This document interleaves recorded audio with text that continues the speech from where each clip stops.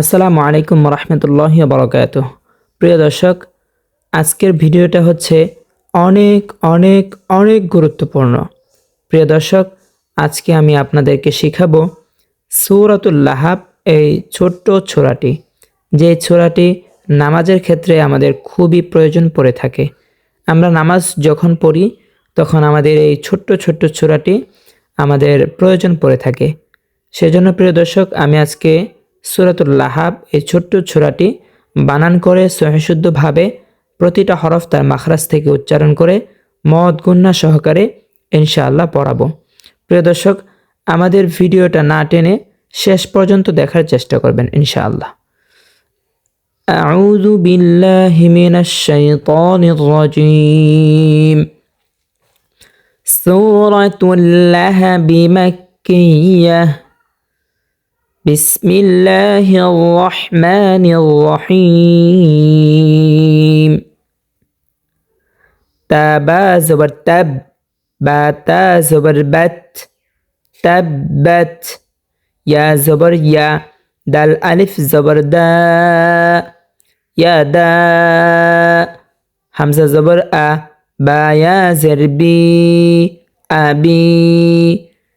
তাব্বাত ইয়াদা আবি। তাবা জবর তাব, বা তা জবর বাত। এখানে কিন্তু কোনো টান হবে না। ইয়াদা, এখানে একটা মদ হয়েছে, সে মদটা হচ্ছে মধ্যে মুনফাসিল। এখানে যে মদটা হয়েছে মদটা হচ্ছে মধ্যে মুনফাসিল। কিভাবে হয়েছে?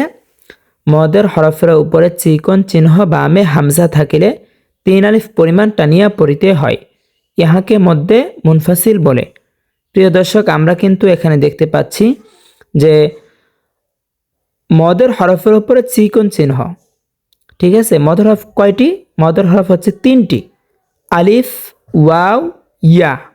মদের হরফ হচ্ছে 3টি, আলিফ, ওয়াও, ইয়া। জবরের বাম পাশে খালি আলিফ, এটা হচ্ছে মদের হরফ। মদের হরফের ওপরে চিকন চিহ্ন যেটা দেখতে পাচ্ছেন, 3 বাঁকাওয়ালা একটা চিহ্ন দেখতে পাচ্ছেন, এটা হচ্ছে চিকন চিহ্ন। মদের হরফের উপরে চিকন চিহ্ন বামে হামজা, 3 আলিফ টানিয়া পড়িতে হয়, একে মধ্যে মুনফাসিল বলে। যেমন, তাহলে আমাদের এখানে 3 আলিফ পরিমাণ টানিয়ে পড়তে হবে। যেমন ইয়াদা আবি, আবি এখানে আমরা 1 আলিফ পরিমাণ টানবো। জেরে বাম পাশে জজমলা ইয়া আসার কারণে মধ্যে তোবাই হয়েছে, 1 আলিফ পরিমাণ টানিয়ে পড়তে হবে। বি 1 আলিফ পরিমাণ টানিয়ে পড়তে হবে, মধ্যে তোবাই। প্রিয় দর্শক, মধ্যে তোবাই কাকে বলে? তো মধ্যে তোবাই যে সংজ্ঞা, সেটা হচ্ছে জবরের বাম পাশে খালি আলিফ মদের হরফ, পেশের বাম পাশে জজমলা ওয়াও মদের হরফ, জেরে বাম পাশে জজমলা ইয়া মদের হরফ। মদের হরফ হইলে তাহার ডান দিকে হরকতকে 1 আলিফ পরিমাণ টানিয়া পড়িতে হয়। প্রিয় দর্শক, আমরা এখানে দেখতে পাচ্ছি জেরের বাম পাশে জজমলা ইয়া, ঠিক আছে। দেখেন বান নিচে একটা জের আছে, এটা হচ্ছে জের। জেরের বাম পাশে জজমলা ইয়া মদের হরফ। তো মদের হরফ হয়েছে, সেই কারণে আমরা এখানে 1 আলিফ পরিমাণ টানিয়ে পড়ব। যেমন আবি, তাব্বাত ইয়াদা আবি। লাম জবর লা, হা জবর হা, লাহা। বা, বা ওয়াও 2 জের বিউ, লাহা বিউ। এখানে কিন্তু লাম এবং হা দুটোটা হরফে আমরা তাড়াতাড়ি করিয়া পড়ব, ঠিক আছে। তাড়াতাড়ি করিয়া পড়তে হবে, কারণ হয়েছে এখানে হরকত হয়েছে। হরকত কাকে বলে? প্রশ্ন হচ্ছে হরকত কাকে বলে? হরকত হচ্ছে এক জবর এক জের এক পেশকে হরকত বলে। হরকতের উচ্চারণ তাড়াতাড়ি করিয়া পড়িতে হয়। প্রিয় দর্শক, আমরা এখানে লামের উপর একটা জবর পেয়েছি, হার উপর একটা জবর পেয়েছি, দুটোটা হরকত। সে কারণে লাম এবং হা দুটোটাকে আমরা তাড়াতাড়ি করিয়া পড়ব। যেমন লাহা, লাহা বিউ। ওয়াও জবর ওয়া, তাবা জবর তাব, ওয়া তাব। বা জবর বা, ওয়া তাব্বা। এখানে কিন্তু অক্ফ হওয়ার কারণে বাটা সাকিন হয়ে যাবে, অর্থাৎ অক্ফের শেষে যে হরফটা থাকে সেটা সদা সর্বদাই সাকিন হয়ে যায়।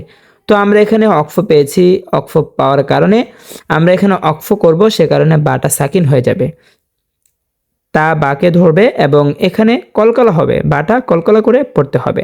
যেমন وتب وتب تبت يدا أبي لهب وتب। এখানে একটা গুণনা হয়েছে, গুণনাটি হচ্ছে ঈদগামে বাগুন্না। ঈদগামে বাগুন্না অর্থ হচ্ছে গুণনার সহিত মিলাইয়া পড়া। ঈদগামে বাগুন্না হরফ হচ্ছে 4টি, ইয়া, মিম, ওয়াও, নুন। এখন আমরা জানব ঈদগামে বাগুন্না কাকে বলে, ঈদগামে বাগুন্নার সংজ্ঞা। ঈদগামে বাগুন্নার সংজ্ঞা হচ্ছে নুনে সাকিন অথবা তানবিনের বামে ঈদগামে বাগুন্নার 4 হরফ থেকে যে কোনো হরফ আসিলে গুণনা সহিত মিলাইয়া পড়িতে হয়। বাগুন্না হরফের উপরে তাসদিদ দিয়া গুণনা সহিত মিলাইয়া পড়িতে হয়। প্রিয় দর্শক, আমরা এখানে তানবিনের বামে ঈদগামে বাগুন্না 4 হরফ থেকে একটি হরফ পেয়েছি ওয়াও, এবং ওয়াওর উপরে তাসদিদ পেয়েছি, সে কারণে আমরা এখানে গুণনা সহিত মিলাইয়া পড়ব। যেমন লাহাবি ওয়াতাব, লাহাবি ওয়াতাব, তাব্বাত ইয়াদা আবি লাহাবি ওয়াতাব। প্রিয় দর্শক, আমি এখন আবারও এই আয়াতটা রিডিং পড়ছি, আপনারা সকলেই মনোযোগ সহকারে ধরবেন। আর যদি আপনারা আমার সাথে পড়তে চান তাহলে আমার সাথে পড়েন। তাব্বাত ইয়াদা আবি লাহাবি ওয়াতাব। মিম আলিফ জবর মা, হামজা গইন জবর আও, মা আও, নুন খারা জবর না, মা আও না। মা এখানে 3 আলিফ পরিমাণ টানিয়া পড়তে হবে। জবরের বাম পাশে খালি আলিফ, এটা হচ্ছে মদের হরফ। মদের হরফের উপরে চিকন চিহ্ন, বামে হামজা। এটা এখানে যে মদটা হয়েছে সেটা হচ্ছে মধ্যে মুনফাসিল। এই মধ্যে মুনফাসিল কিন্তু আমি পূর্বে বলেছিলাম ইয়াদা এখানে মধ্যে মুনফাসিল হয়েছে। এখানে যে মদটা হয়েছে সেম মদটা এখানে হয়েছে। মা কয় আলিফ টান করতে হবে? 3 আলিফ টানিয়া পড়তে হবে। মদের হরফের উপরে চিকন চিহ্ন বামে হামজা থাকলে 3 আলিফ পরিমাণ টানিয়া পড়িতে হয়, ইয়াকে মধ্যে মুনফাসিল বলে। ঠিক আছে, যেমন মা আও না, নুন খারা জবর না, এখানে আমরা 1 আলিফ পরিমাণ টানিয়া পড়ব এবং গয়নটা আমরা উচ্চারণ করব হলকের শেষ থেকে। 3 নাম্বার মাখরাজ হলকের শেষ হইতে গইন খ উচ্চারিত হয়। তো আমরা গয়নটা উচ্চারণ করব 3 নাম্বার মাখরাজ থেকে, হলকের শেষ থেকে। যেমন মা আও না, মা আও না, আইন নুন জবর আন, হা পেশ হো, আন হো। আইন হলকের মধ্যখান থেকে উচ্চারণ করতে হবে স্পষ্টভাবে, আন। অনেকে এটা পড়ে থাকেন আনহো, যদি আনহো পড়ে তাহলে কিন্তু সহি শুদ্ধ হবে না। এটা হলকের মধ্যখান থেকে অবশ্যই উচ্চারণ করতে হবে স্পষ্টভাবে, যেমন আনহু। এবং এখানে একটা গুণনা হয়েছে, সে গুণনাটির নাম হচ্ছে নুন সাকিনের ইজহার। নুন সাকিনের ইজহার হরফ হচ্ছে 6টি, হামজা, হা, আইন, হা, গইন, খ। নুন সাকিন অথবা তানবিনের বামে যদি এই 6 হরফ থেকে যে কোনো একটা হরফ আসে তাহলে গুণনা ছাড়া মিলায় পড়িতে হয়, গুণনা ছাড়া স্পষ্টভাবে পড়তে হয়, গুণনা ছাড়া স্পষ্টভাবে পড়তে হয়। তো আমরা এখানে নুন সাকিনের বামে হা পেয়েছি, সে কারণে আমরা এখানে গুণনা ছাড়া স্পষ্টভাবে পড়ব। যেমন আনহু, এই গুণনাটির নাম হচ্ছে, এই কায়দাটির নাম হচ্ছে নুনে সাকিনের ইজহার।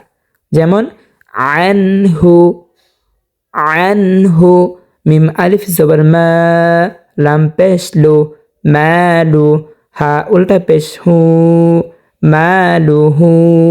মা এখানে আমরা 1 আলিফ পরিমাণ টান করব, জবরের বাম পাশে খালি আলিফ আসার কারণে মধ্যে তবাই হয়েছে, 1 আলিফ পরিমাণ টান করে পড়তে হবে। মধ্য তবাই কাকে বলে? মধ্য তবাইয়ের সংজ্ঞা হচ্ছে জবরের বাম পাশে খালি আলিফ মদের হরফ, পেশের বাম পাশে জসমলা ওয়াও মদের হরফ, জেরের বাম পাশে জসমলা ইয়া মদের হরফ। মদের হরফ হইলে তাহার ডান দিকে হরকতকে 1 আলিফ পরিমাণ টানিয়া পড়তে হয়। তো আমরা এখানে জবরের বাম পাশে খালি আলিফ পেয়েছি, সে কারণে আমরা এখানে 1 আলিফ পরিমাণ টানিয়া পড়ব। মদের নাম হচ্ছে মধ্যে তবাই। যেমন মালুহু। প্রিয় দর্শক, এখানে হার উপরে দেখেন একটা উল্টা পেশ আছে, এখানেও কিন্তু এক আলিফ পরিমাণ টান করতে হবে। এই উল্টা পেশের সংজ্ঞাটা হচ্ছে খারা জবর খারাজের উল্টা পেশ হইলে এক আলিফ পরিমাণ টানিয়া পড়তে হয়, ইহাকেও মধ্যে তবাই বলে। তো আমরা এখানে তাহলে হার উপরে উল্টা পেশ পেয়েছি, সে কারণে হাটা এক আলিফ পরিমাণ টান করে পড়তে হবে। যেমন মালুহু মা আগনা আনহু মালুহু মা আগনা আনহু মালুহু। ওয়াও জবর ওয়া, মিম আলিফ জবর মা, ওয়া মা, কাফ জবর কা, সিন জবর সা, কাসা, বা জবর বা, কাসা বা। এখানে অক্ফ হওয়ার কারণে কিন্তু বাটা সাকিন হয়ে যাবে। অক্ফের যে কায়দাটা সেটা হচ্ছে অক্ফের শেষে যে হরফ থাকে সে হরফটা অক্ফের শেষে যে হরফ থাকে সে হরফটা সদা সর্বদাই সাকিন হয়ে যায়। প্রিয় দর্শক, আমরা এখানে অক্ফ পেয়েছি, অক্ফের শেষে যে হরফটা পেয়েছি সেটা হচ্ছে বা, তাহলে বাটা সাকিন হয়ে যাবে। বা যদি সাকিন হয়ে যায়, অক্ফ আমরা যখন করব বা যদি সাকিন হয়ে যায় তাহলে সিন বাকে ধরবে। যেমন সিন বা জবর সাবে, কাসাবে, কাসাবে, ওয়ামা কাসাবে। তো অমা এখানে একারে পরিমাণ টান করে পড়তে হবে, জবরের বাম পাশে খালি আলিফ আসার কারণে মধ্যতবাই হয়েছে। ঠিক আছে, আমি এই আয়াতটা পুরাটুক রিডিং পড়ব, আপনারা সকলে মনোযোগ সহকারে ধরবেন। মা আগনা আনহু মালুহু ওয়া মা কাসাবে, মা আগনা আনহু মালুহু ওয়া মা কাসাবে, তাব্বাত ইয়াদা আবি লাহাবিন ওয়া তাব। বিউ এখানে কিন্তু গুণনা করে পড়তে হবে, তাব এখানে কিন্তু কলকলা হবে। ঠিক আছে, তাব্বাত ইয়াদা আবি লাহাবিন ওয়া তাব, মা আগনা আনহু মালুহু ওয়া মা কাসাব। আসসালামু আলাইকুম রহমতুল্লাহ। প্রিয় দর্শক, আমি আপনাদেরকে শেখাবো প্রতিদিন একটু একটু করে, আমাদের ভিডিওতে পাবেন একটু একটু করে। আজকে সূরাতুল লাহবের প্রথম পর্ব, দ্বিতীয় পর্বতে আমরা সূরাতুল লাহবের বাকি অংশ শেষ করে দেব, যাতে করে আপনাদের সহজ হয়, আপনারা সহজে শিখতে পারেন। আজকে একটু শিখবেন, আগামীকাল বাকি অংশগুলো শিখে নেবেন। প্রিয় দর্শক, যারা কোরআন শিখতে আগ্রহী, যারা কোরআন সহিশুদ্ধ করতে আগ্রহী, তারা অবশ্যই আমাদের চ্যানেলটাকে সাবস্ক্রাইব করে আমাদের সঙ্গে থাকবেন। যারা সরাসরি কোরআন শিখতে চান, আমাদের চ্যানেলের যে নাম্বারটা দেওয়া আছে সেই নাম্বারে যোগাযোগ করবেন। ইনশাআল্লাহ আপনাদের খেদমতে আমরা হাজির থাকার চেষ্টা করবো ইনশাআল্লাহ। আসসালামু আলাইকুম রহমতুল্লাহি ওয়া বারাকাতুহু।